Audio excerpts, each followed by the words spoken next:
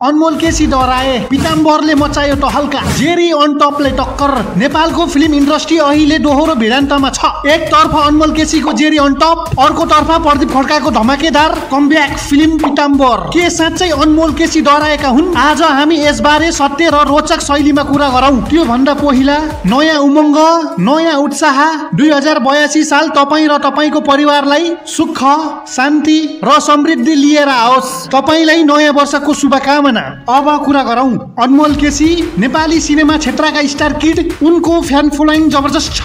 तर अहिले जब प्रदीप खड्का पिताम्बर फिल्म लिएर धमाकेदार रूपमा फर्किएका छन्, तब अनमोल धेरै हच्किएका छन्। पिताम्बर एउटा देशभक्ति भावना बोकेको फिल्म जुन दर्शकको मन छुन सफल भएको छ।